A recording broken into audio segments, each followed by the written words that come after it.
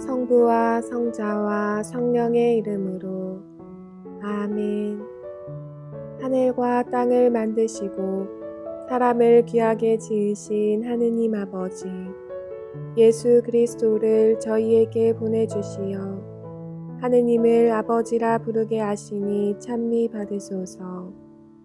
살아있고 힘이 있는 말씀으로 주님께서 친히 저희에게 사랑을 알려주시고 삶의 뜻을 깨우쳐 주시니 감사하나이다.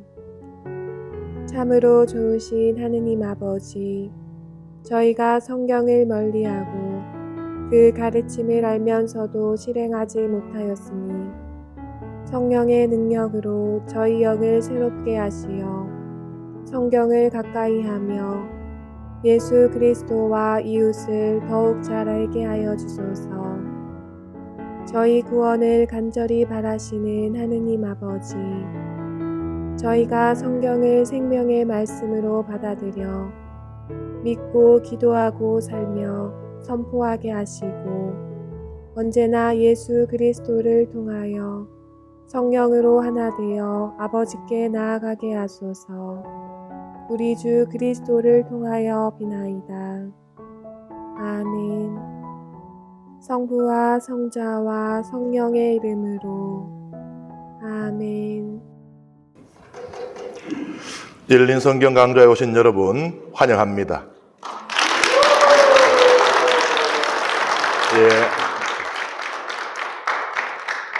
우리는 지금 레위기를 읽어오고 있는데요. 오늘 아마 레위기 독서의 마지막이 될 것 같습니다. 레위기의 결론을 낸다라고 말하고 싶지는 않아요. 성경은 논문이 아니거든요. 그래서 서론이 있고 본론이 있고 결론이 있고 그렇지 않습니다. 물론 성서 신학이라고 하는 것이 존재를 합니다. 그런데 이것은 성경 전체를 관통하면서 하느님의 메시지를 찾는 학문이지 어떤 책은 딱 한 가지의 이야기를 하고 있다는 것을 말하기 위한 목적은 아닙니다. 그리고 성경에는 신학이 있는 것이 아니고 신학들이 있어요. 다양한 주제에 대한 하나님의 말씀이 있고 또 하나의 주제에도 다양한 하나님의 말씀이 있습니다. 예를 들어서 성경에는 가난이라는 주제도 있고 고통이라는 주제도 있고 또 복이라는 주제도 있고 하지만 그렇게 이제 다양하지만 고통이라고 하는 주제 하나 안에서도 고통의 원인이 무엇인가, 고통의 의미가 무엇인가에 대해서 이렇게 이야기하고 저렇게 이야기하고 우리 조상들이 죄를 지었기 때문에 우리가 고통을 받는다는 해석도 있고 아니다. 내가 지은 죄 때문에 내가 고통을 받는다는 해석도 있다. 아니요. 또 하느님께서 교육적인 목적으로 나를 단련하기 위한 고통이라는 그런 해석도 있고 또 다른 이의 구원을 위한 대속적인 고통이라는 이런 해석도 있고 성경은 여러 신학들이 공존하고 있습니다. 그래서 어떤 분들이 제가 참 신앙을 성장시키고 싶고 완전한 신앙에 도달하고 싶은데 신부님께서 저한테 말씀해 주십시오. 한 10분 드릴 테니까 성경이 말하고자 하는 것이 무엇인지 저에게 말씀해 주십시오. 라고 이야기를 하는 경우도 있어요. 그런데 그것이 가능치가 않습니다. 성경은 우리가 제기하는 수많은 질문에 대해서 어떠한 반론도 제기할 수 없고 어떠한 의심도 품지 않게 되는 하나의 완전한 답을 내리고 있지 않습니다. 성경에서 우리가 고통에 대한 이야기들을 이렇게 읽어도요, 지금 나의 인생이 그것 때문에 한 번에 모든 문제가 풀리거나 하진 않아요. 우리가 죽을 때까지 안고 가면서 붙들고 씨름해야 되는 화두가 우리에게 던져지는 것이고 그 고민을 어느 쪽으로 해야 하는가 하는 그 방향이 정량지어진 것이지 우리가 성경을 읽는다고 인생의 모든 문제가 다 해결되고 그러진 않다는 이야기예요. 그리고 사람이 서 있는 자리마다 상황에 따라서 또 다른 그 같은 성경을 읽어도 다른 메시지를 받아들이기도 하고요. 어쨌든 이 사설이 길었습니다만은 그래서 이제 레위기를 끝내면서 레위기의 결론을 낸다는 의미가 아닙니다. 성경은 레위기로 끝나지도 않고요. 또 뒤에 민수기, 신명기, 역사서들 다 이어지고요. 그래서 우리의 지속되는 우리가 살아있는 동안 계속해야 하는 성경 독서의 하나의 매듭이 맺어진다 정도로 표현할 수 있겠습니다. 오늘은 이제 성소가 있죠. 성소라고 하면 이스라엘 백성이 가나안 땅에 들어가서 정착을 하고 거기에서 예루살렘 성전을 짓기 이전 시나이 광야에서 이동을 할 때 이 성전의 역할을 했던 이동식 성전이라고 표현할 수 있는 그것을 가리킵니다. 그것을 이제 마당이 있고 그 다음에 마당에 이 안쪽으로 천막이 있는 거죠. 말하자면 그것을 성소라고 불러요. 또는 뭐 성막이라고도 하죠. 요 성소는 또 두 부분으로 구성이 됩니다.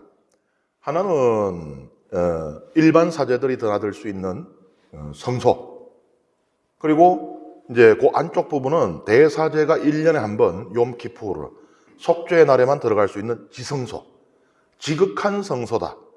뭐 영어식으로는 홀리 오브 홀리 이렇게 이제 표현을 하죠. 거룩한 것 중에 거룩한 것. 지금 이제 우리가 읽을 부분은 그 지성소 말고 지성소의 앞쪽에 있는, 그러니까 일반 백성은 들어올 수 없으나 일반 사제가 들어갈 수 있는 그 공간에 놓여진 하나의 성물에 대한 이야기입니다. 함께 읽겠습니다. 너희는 고운 곡식가루를 가져다가 하나의 10분의 2 에파를 들여 빵 과자 12개를 굽고 주님 앞 순금상 위에 한 줄에 6개씩 2줄로 쌓아 놓아라. 그리고 그 줄마다 순수한 유향을 얹어라. 그리하여 이것이 그 빵의 기념 제물 곧 주님을 위한 화제물이 되게 하여라. 안식일마다 그것을 주님 앞에 늘 차려 놓아야 한다. 이는 이스라엘 자손들이 지켜야 할 영원한 계약이다. 그것은 아론과 그의 아들들의 몫이 된다. 그것은 주님에게 바친 화제물에서 온 것으로 가장 거룩한 것이기 때문에 거룩한 곳에서 먹어야 한다. 이는 영원한 규정이다. 우리말 성경의 그 소제목에 성소의 제사상에 관한 규정이라고 되어 있죠. 그런데 사실 이게 썩 맞는 그 제목이라고 보이진 않아요. 왜냐하면 여기서 제사를 지내질 않았거든요. 그래서 그냥 떡상, 뭐 원어를 그대로 살려도 그냥 이제 떡상이라고 번역하는 것이 떡이 놓여 있다, 빵이 놓여 있다, 이제 그런 의미로 그냥 이해를 하시면 되지. 요게 이제 이렇게 그 성소의 한쪽 벽에 이렇게 붙어져 있으니까 옛날에 우리 성당들 보면은 제단이 벽에 붙어져 있었죠. 그러니까 2차 바티칸 공의회 이전까지는. 그래서 신부님들이 벽을 보고 미사를 드렸어요. 그죠? 그래서 그거를 떠올리실 수도 있겠는데 여기에서 제사를 바치는 것은 아닙니다. 그래서 제사상이라기보다는 떡상이 맞는 표현일 수가 있습니다. 그래서 이제 이 이야기가 나온 김에 말씀을 드리면 성경의 소제목들이 있어요. 그죠? 그 옛날에는 없었습니다. 그런데 이제 일반 이렇게 뭐 교우들이 성경을 읽는데 좀 어려움을 겪잖아요. 이게 도대체 무슨 이야기를 하는 건가 그러잖아요. 그래서 그 성경 말씀에 대한 이해를 돕기 위해서 일종의 가이드라인을 넣어둔 겁니다. 그래서 그 제목을 보는 순간 그 밑에 이어질 이야기는 이거는 이런 이야기를 하고자 하는구나가 잡히죠. 그래서 일반 신자들의 또 성경에 이렇게 좀 깊은 이해가 있지 않은 교우들의 독서에 상당히 그 긍정적인 영향을 주었습니다. 그런데 이게 한계도 있는 거예요. 이 제목이라는 것은 성경 말씀은 다양하게 해석이 될 수 있는데 그 다양한 해석의 가능성을 원천적으로 차단하는 그런 또 일도 있는 거예요. 그러니까 말하자면 가이드라인을 갖고 그 말씀을 읽는 순간 독서는 그냥 그렇게만 가야 되는. 예를 들어서 루카복음에 나오는 그 자비로운 아버지의 비유가 있죠. 그것을 이제 뭐 돌아온 아들의 비유, 옛날에는 우리가 돌아온 탕자의 비유라 그랬어요. 그러면은 돌아온 탕자의 비유라는 제목은요, 탕자에게 초점이 맞춰져 있어요. 물론 그것도 의미가 있어요. 탕자가 정말 장한 일을 딱 하나 했거든요. 그 죄 중에서도 나 일어나 아버지께 돌아가리라 했던 거, 그거 정말 잘한 겁니다. 죄를 짓고 살 수밖에 없는 운명인 우리가 정말 귀담아 들어야 될 그 말씀인 거예요. 죄를 지었다고 그냥 쓰러지고 포기하면 안 된다는 겁니다. 죄인이지만 나 일어나 돌아가리라. 그게 필요하다는 건데, 그런데 그렇게 되면은 주인공이 바뀌어요. 근데 사실 이 이야기의 주인공은 그 아들이라기보다는 아버지죠. 자비로운 아버지. 아버지의 자비가 이 주된 주제가 돼야 되겠죠. 그러면은 제목이 바뀌어야 되는 겁니다. 자비로운 아버지의 비유. 혹은 이 두 가지의 의미가 다 소중하니까 하나도 놓치기 아깝다 할 것 같으면은 돌아온 아들을 맞아들인 자비로운 아버지의 비유. 뭐 이런 식으로 하든지. 그래서 제목이라는 게 사실 중요한 겁니다. 이게 별 의미가 없다 이게 아니고. 그래서 이제 여기 보면은 제사상에 관한 규정이라는 제목이 있는데, 그러면 사람들이 이 상이 제사의 용도로 쓰이고 있었구나라는 오해도 할 수 있는 그런 그 한계가 있다는 말씀입니다. 성전은요 항상 동쪽을 보고 지어집니다. 그러니까는 광야에서 이동식 성전인 성막을 지을 때도 물론 이제 설치하고 또 철거했다가 또 이동하면 또 다시 설치하고 하지만 항상 동향이에요. 왜냐? 창세기에 따르면은 우리가 쫓겨난 낙원 에덴 동산이 동쪽에 있거든요. 그래서 성전에 들어가서 서면은 동향이니까 동쪽을 보고 서는 것이에요. 그래서 성막은 동쪽으로 되어 있습니다. 그리고 그 동서로 길게 있는데 여기서 북쪽 벽면에 이 떡상이 위치하고 있는 것이에요. 이 상은 나무로 만듭니다. 나무로 만들고 순금으로 도금을 해요. 사실 이것뿐만 아니고 메노라라고 불리는 7가지를 가진 촛대도 그렇고 그것은 순금입니다. 그것은 순금인데 그 대부분의 이제 성물들을 보면은 나무로 만들고 금을 이제 도금을 하는. 그 금이 아까워서 그랬냐? 우리가 이미 레위기를 읽어왔잖아요. 이 성막을 건설할 때 백성들이 갖다 바친 그 금이라든지 은이라든지 이게 너무 넘쳐서 이제 그만 가져와라라고 이야기하는 것을 우리가 읽은 기억이 있어요. 그죠? 그러니까 이게 금이 모자라서 그래 한 것이 아닙니다. 한 가지의 실용적인 이유를 생각할 수는 있어요. 이게 전부 이동해야 되는 겁니다.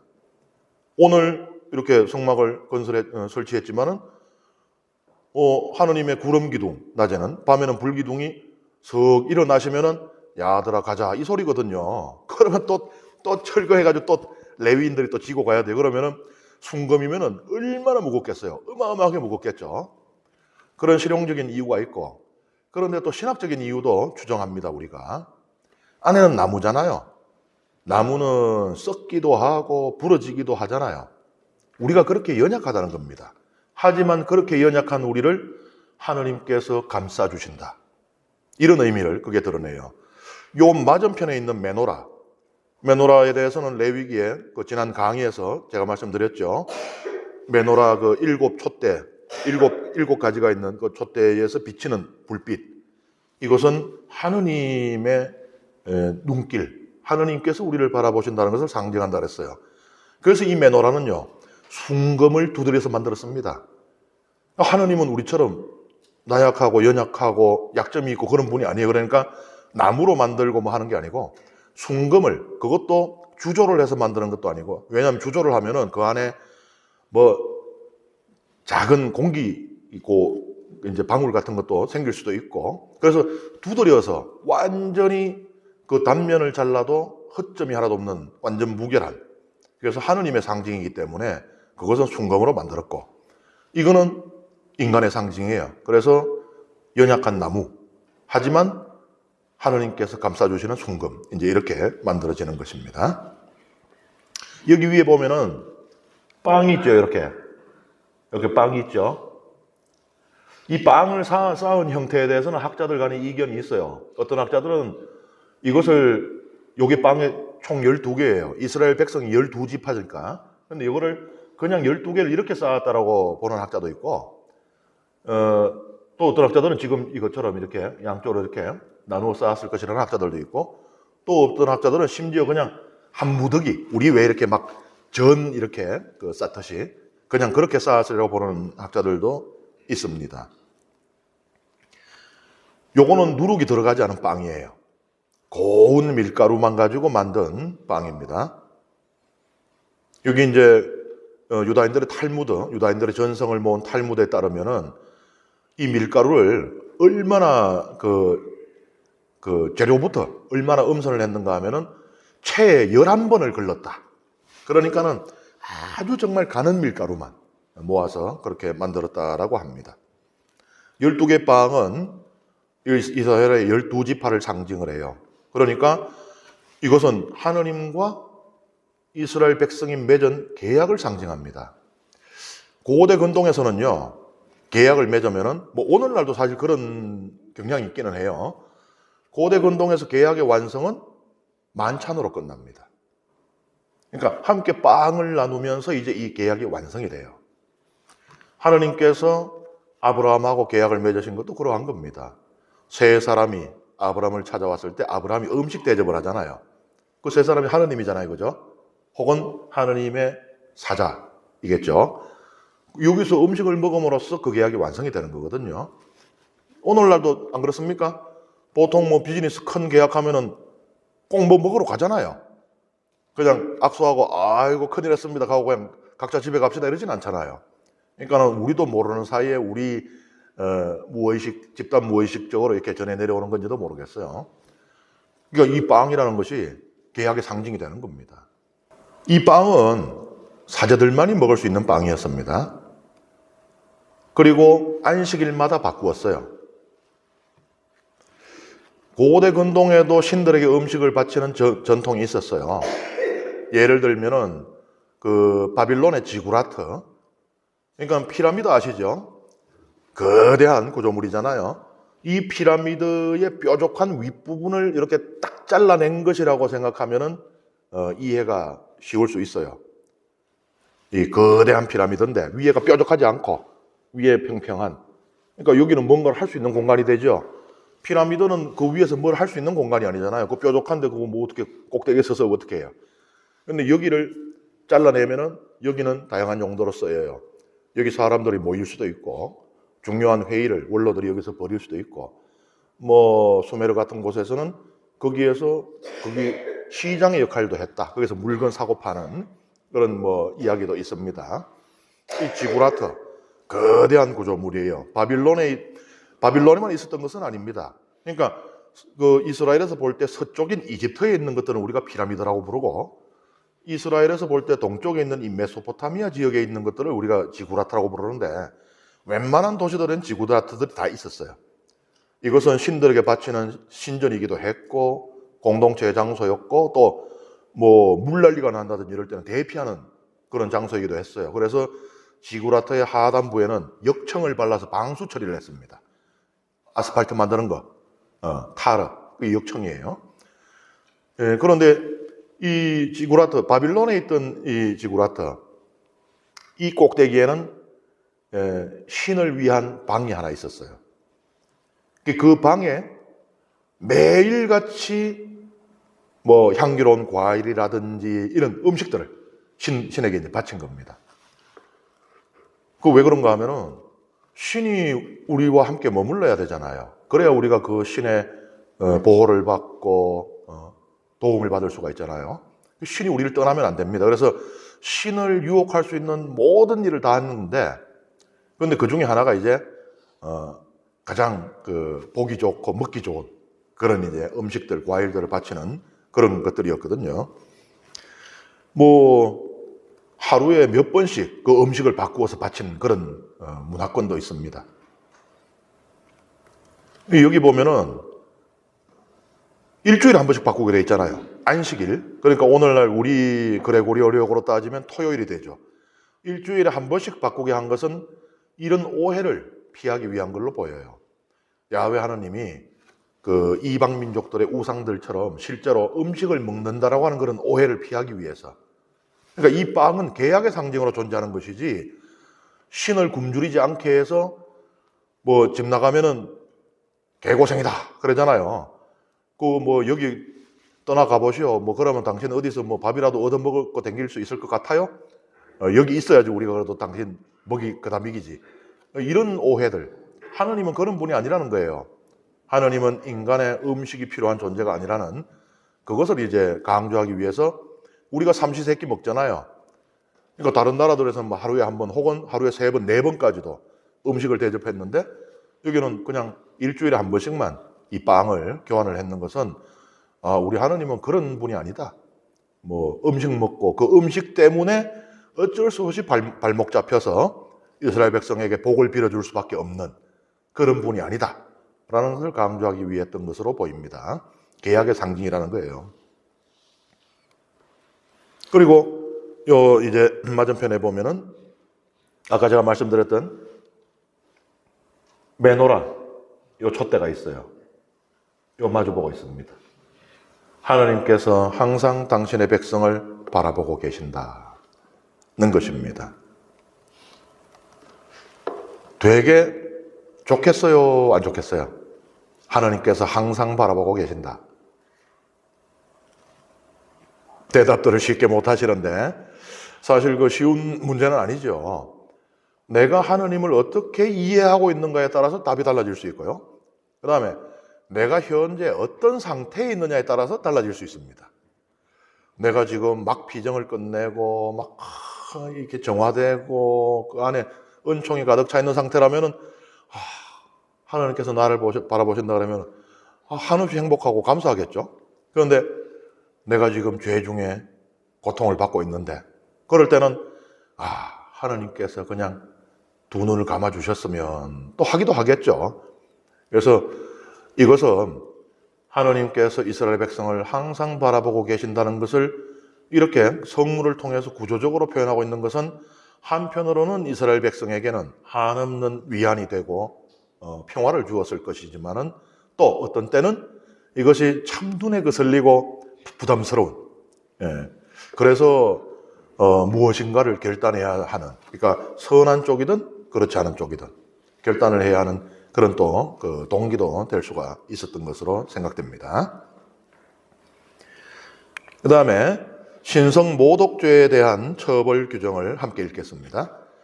이스라엘 여자와 이집트 남자 사이에서 난 어떤 사람이 이스라엘 자손들과 함께 나왔다. 이 이스라엘 여자의 아들이 이스라엘 사람과 진영에서 싸우게 되었는데 이 이스라엘 여자의 아들이 주님의 이름을 모독하면서 저주하였다. 그래서 사람들이 그를 끌고 모세에게 왔다. 그 어머니의 이름은 슬로밋인데 단 지파에 속하는 디브리의 딸이었다. 사람들은 주님의 분부에 따라 결정을 내리려고 그를 가두어 두었다. 그러자 주님께서 모세에게 이르셨다. 저주한 그자를 진영 밖으로 끌고 가서 그가 저주하는 것을 들은 이들이 모두 그의 머리에 손을 얹게 한 다음 온 공동체가 그에게 돌을 던지게 하여라.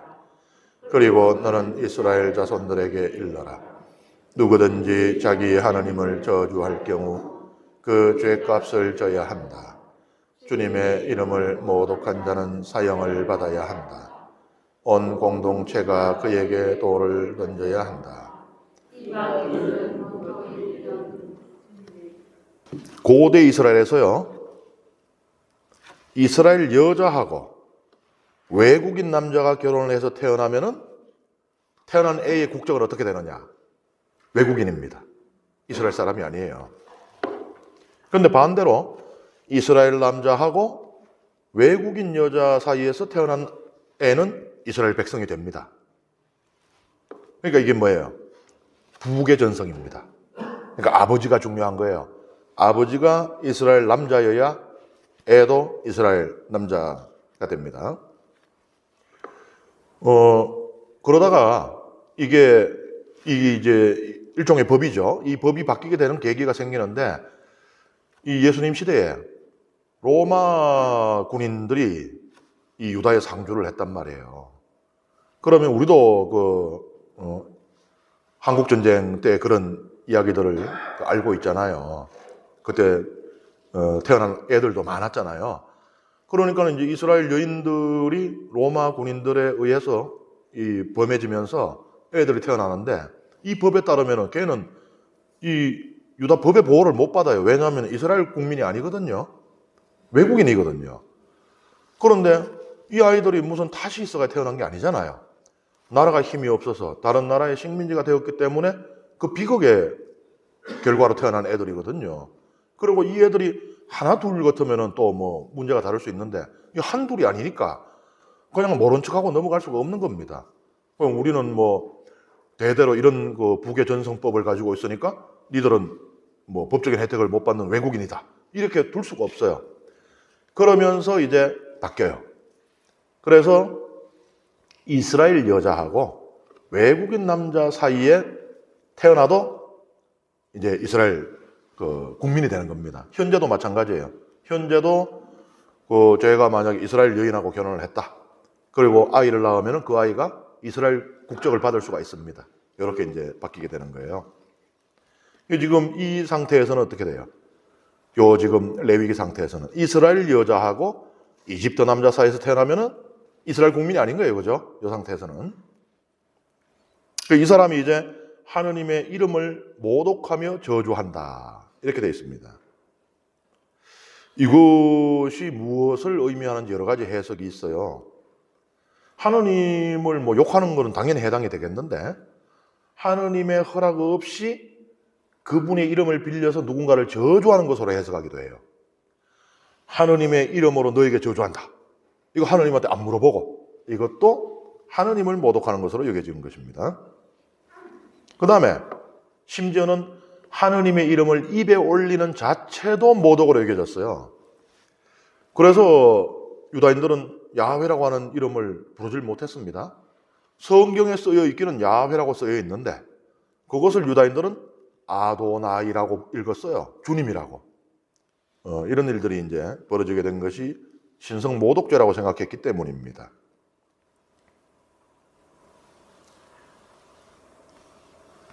이 신성 모독죄를 저지른 사람을 이제 어떻게 처벌하느냐에 대한 이야기인데요.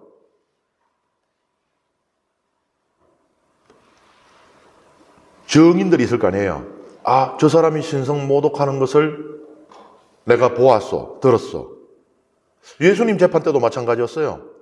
예수님께서 십자가에 달리셨을 때 그 십자가에 그 새겨진 그 죄목이거든요. 예수님 머리 위에 있는 요게. 그 죄목은 반역죄였습니다. INRI라고 돼 있잖아요. 예수스, 나자레누스, 렉스, 유데오룸. 유다인들의 왕 나자렛 사람 예수. 왕이 있으면 안 되거든요. 로마의 지배를 받고 있는 이 상태에서. 그럼 내가 왕이라는 얘기는 뭐예요? 난 로마 황제한테 반란이 일으켰다 이 소리잖아요. 그래서 공식적으로 십자가형에 처해진 그 죄명은 반역죄였어요. 황제에 대한 반역죄. 하지만 실제로 유다에서 그 사형을 결정한 유다의 최고의회 산헤드린에서 사형을 결정한 이유는 그게 아니었죠. 우리가 유다인인데 뭐 로마한테 반란을 들든 말든 그게 우리한테 중요하지 않거든요. 거기서 예수님이 재판을 받았잖아요. 대사제 저택에서. 그때 죄목은 신성모독죄입니다. 그럼 신성모독죄는 증인이 없이 그냥 그럼 내 생각엔 네가 신성모독이야 이렇게 될 수는 없어요. 증인들이 있어야 됩니다. 나는 모월 모일 모시에 어디서 예수라는 자가 신을 이렇게 모독하는 것을 보았어. 예를 들면은 죄는 하느님만 용서할 수 있는데 저자가 내가 너의 죄를 사하노라고 하는 것을 내가 들었어. 이런 이제 증언들이 이어져야 되는 것입니다. 여기도 마찬가지예요. 그래서 이 증인들이 있겠죠. 증언을 하는. 그것을 이제 확인할 때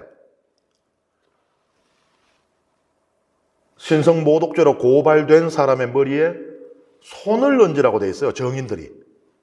그러니까 이게 무엇을 의미하는가? 손을 얹는다는 것은 맹세의 행위입니다. 그러니까 내 증언으로 이제 이 사람이 지금 죽게 될 판이에요. 이 사람 머리 위에 손을 얹습니다. 내가 하는 증언이 만일 거짓이라면 내가 저주를 받겠다는 겁니다. 사실은 좀 이렇게 끄림직한 행위잖아요. 우리는 알고 있습니다. 이 사람이 뭐 아주 특별한 일이 없다면 조금 뒤에 이제 죽음을 맞이하게 될 것이라는 것을 내 증언 때문에.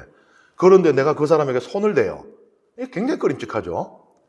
그런데 안수를 하면서 맹세를 하는 겁니다. 얼마나 끄림직해. 그러면 어떻게 돼요? 애지간하면 거짓 증언은 잘 하기 힘들겠죠. 그죠? 오늘날도 우리가 종교가 있는 사람이든 없는 사람이든 왠지 신성을 모독한다 그러면 좀 찜찜해요. 뭐 오죽하면은 소매치기들도 로만 칼라 있는 신부들이나 수도복을 입었는 수녀님들은 피해서 튼다 그러잖아요. 그런데 고대인들이야 더 하겠죠. 종교가 절대적인 영향을 미치고 있던 그런 시대였기 때문에. 그런데 거기서 저주라는 게 이게 그냥 가볍게 말로 넘길 수 있는 행위가 아닌데 내가 머리에 손을 얹고 저주가 담긴 맹세를 하고 점언을 해야 된다면 아무래도 거짓 점언하기는 힘들었을 겁니다. 그렇게 마련된 이 장치라고 볼 수가 있어요. 그리고 이제 사용을 하는 방법은 투석형입니다. 공동체 전체가 이 투석형에 참여를 해요. 이것은 신성 모독죄가 이렇게 공동체 모두에, 거기에는 내 친척도 있습니다. 내가 어제까지 같이 장기를 두던 내 친구도 있어요. 근데 그 사람들이 던지는 돌까지 내가 맞으면서 죽음을 맞이해야 된다는 것은 신성모독죄는 절대로 내가 신성모독죄를 저지르면 안 되겠구나 하는 경각심을 주는 그런 목적이 하나 있었고요. 또 다른 이유는 하느님을 모독한 것은 하느님께만 죄를 지은 것이 아니라 하느님의 백성에게까지도 죄를 지은 거다라고 보는 것이에요. 그래서 말하자면은 이 백성 전체가 피해자가 되는 겁니다. 그래서 이들도 그 형을 집행할 권리를 모두가 가진다. 그래서 모든 구성원이 투석형에 참여했다라고 또 이해를 할 수도 있습니다. 그 다음에 이제 동태복수법이라는 우리에게 좀 익숙한 법을 함께 읽어보겠습니다. 누구든지 사람을 때려 목숨을 잃게 한 자는 사형을 받아야 한다. 또 짐승을 때려 목숨을 잃게 한 자는 그것을 보상해야 한다. 목숨은 목숨으로 갚는다. 동족에게 상해를 입힌 사람은 자기가 한 대로 되받아야 한다. 골절은 골절로, 눈은 눈으로, 이는 이로 갚는다. 다른 사람에게 상해를 입힌 대로 자신도 상해를 입어야 한다. 짐승을 때려 죽인 자는 그것을 보상해야 한다. 사람을 때려 죽인 자는 사형을 받아야 한다. 이방인이든 본토인이든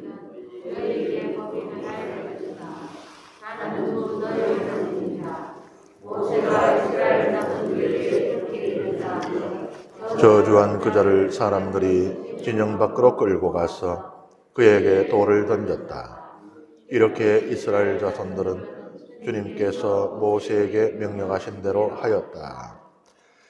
라틴말로 렉스 탈리오니스라고 해요. 탈리온법이라고 하는데 동태복수법.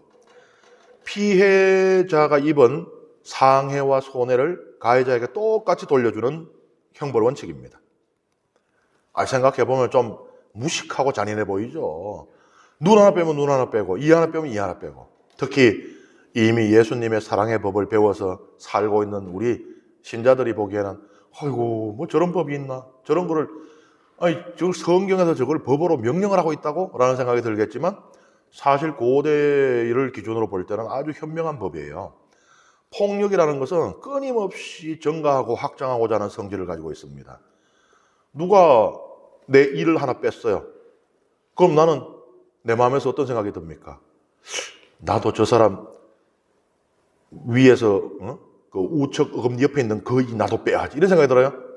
옥수수를 왕창 털어버려야지 이런 생각이 들잖아요. 폭력은 항상 이자가 붙습니다. 그런데 동태복수법은 뭐예요? 그걸 억제하고 있는 겁니다. 아예 복수를 하지 말아라고 그러면 좋겠으나 그게 됩니까? 안 되잖아요. 고대에 이건 명예하고도 이어지는 것이거든요.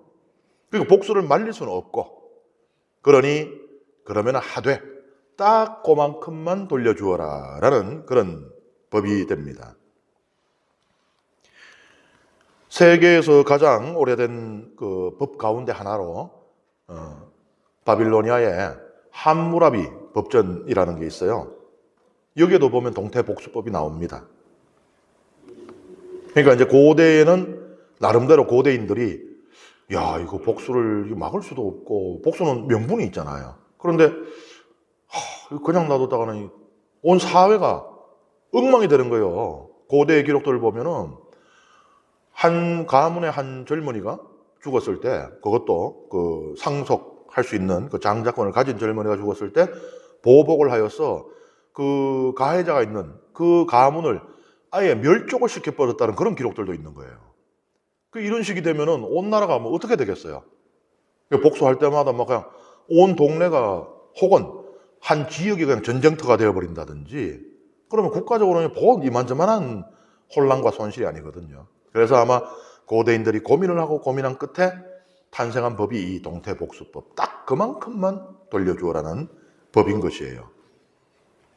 그런데 이 이스라엘하고 고대 근동의 다른 뭐 함무라비 법제나 이런 동태복수법하고는 차이가 있어요. 성경을 읽다 보면 여러분들이 이제 고대 근동 역사나 문화나 또는 문헌에 익숙해지면은 뭐야 이거 성경이 표절인데 이거? 이런 거 보니까 이집트 지혜 문학의 영향을 받았고 이런 거 보니까 메소포타미아 서사지의 영향을 받았고 그러니까 이제 뭔가를 자꾸 알수록 신앙이 성장한다기보다는 신앙의 위기가 자꾸 찾아오게 되는 거예요, 이게.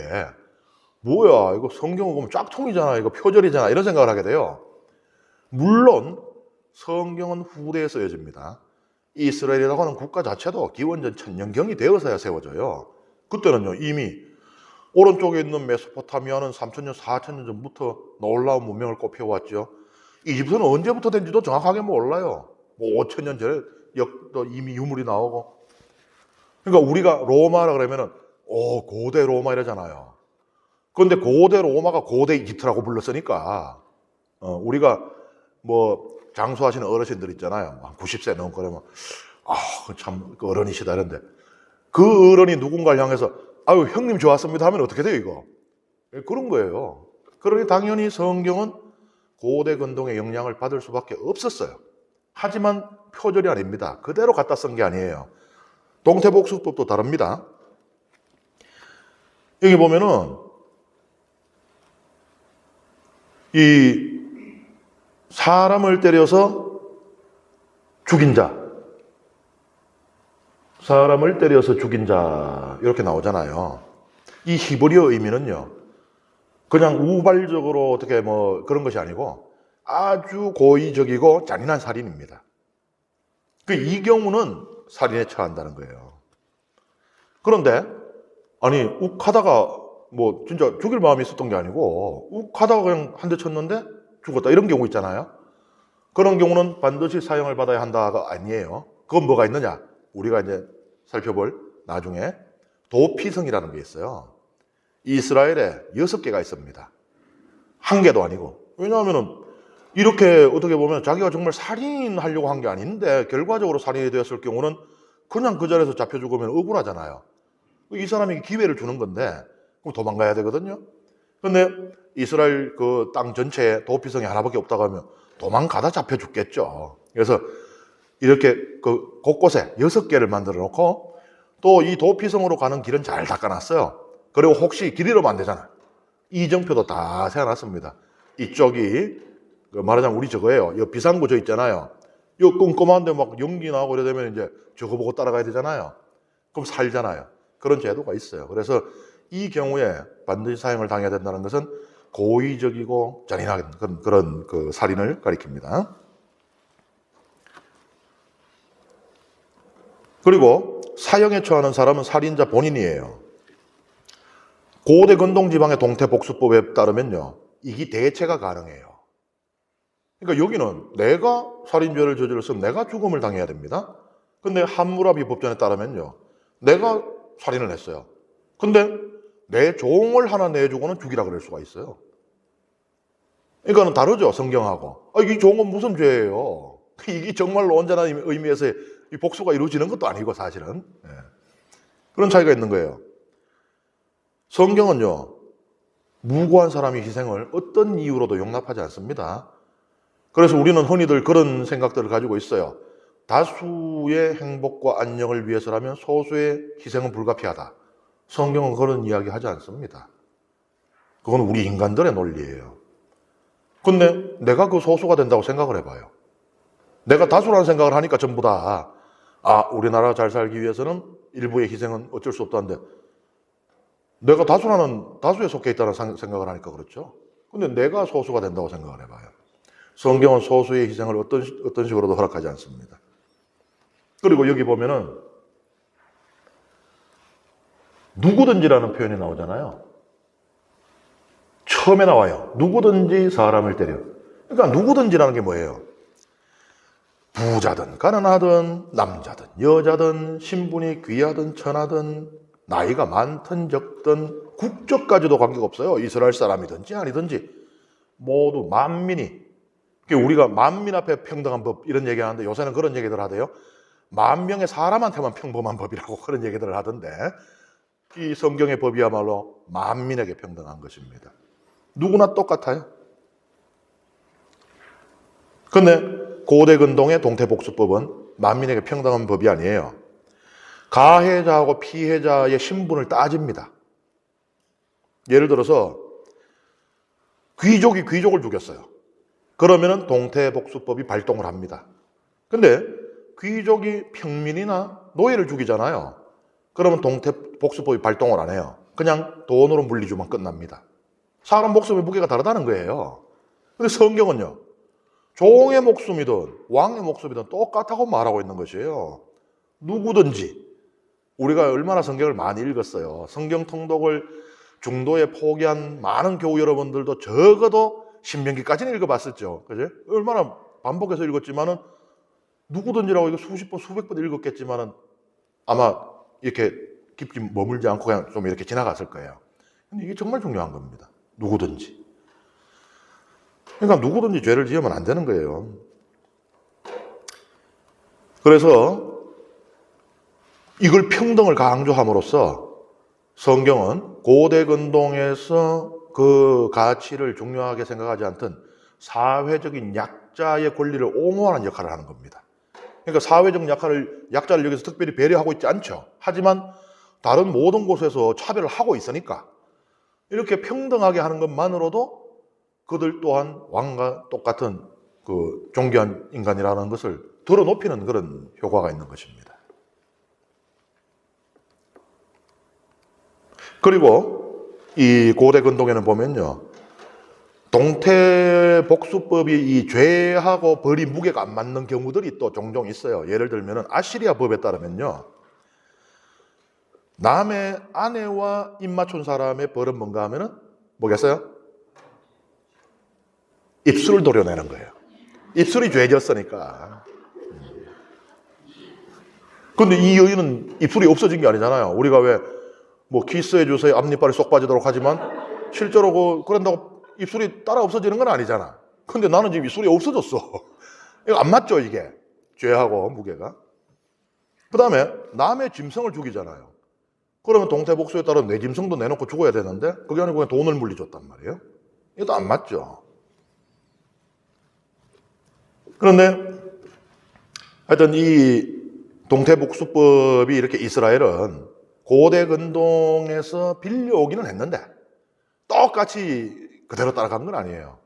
거기서 이거 문제 있다. 우리는 하느님의 가르침을 받아갖고 있는 사람들이잖아요. 그래서 하느님께서 어떤 분이신지, 하느님께서 무엇을 바라시는 분인지를 좀 알고 있단 말이에요. 그러니까 그 관점으로 볼 때는 이 법은 그대로 우리가 쓰면 안 된다, 이거 사람 목숨 무게가 다른데 이거 어떻게 쓰느냐 해서 하느님 신앙 안에서 재해석해낸 이스라엘만의 동태복수법이라고 이해를 해야 됩니다. 그런데 그러면 이 법이 잘 지켜졌을까? 여기에 대해서 다수의 학자들은 동태복수법은 실제로 실행이 되지 못했을 거라고 봐요. 왜냐하면은 이 동태를, 이 복수를 적용하는데 현실적인 어려움이 있는 거예요. 예를 들어서 내가 저 사람에게 왼쪽 팔을 잘렸어요. 그러면 내가 저 사람 왼쪽 팔을 잘라야 동태복수가 되잖아요. 그런데 저 사람은 이미 왼쪽 팔이 없어요. 자를 팔이 없어요. 혹은 오른쪽 팔이 없어요. 이건 더 문제가 되네. 저는 왼쪽 팔이 잘렸지만 오른쪽 팔이 있으니까 그걸로 밥도 먹고 글도 써요. 근데 이 사람은 지금 한 팔밖에 없는데 왼팔을 잘라버리면 팔이 아예 없는 상태가 돼요. 생존을 할 수가 없겠죠. 그러면 동태복수가 아니잖아요. 그 다음에 내가 손목이 잘렸어요. 그럼 내가 저 사람 손목을 잘라야 되잖아요. 근데 고대의 의술이 발전했습니까?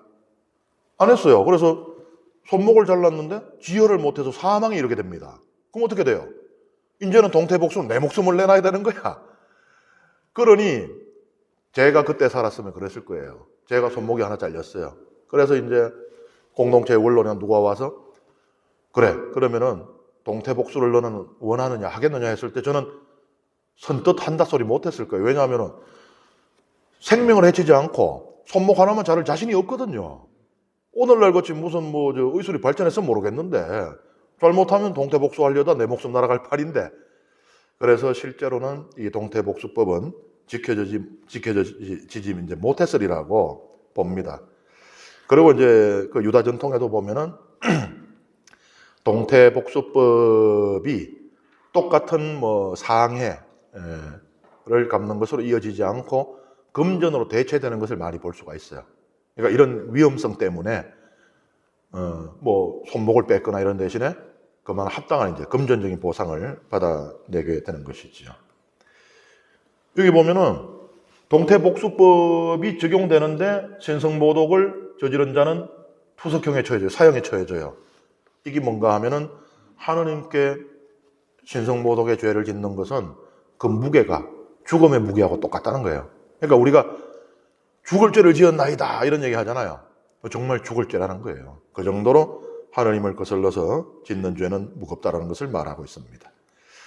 이번 시간 강의는 여기에서 마치도록 하겠습니다.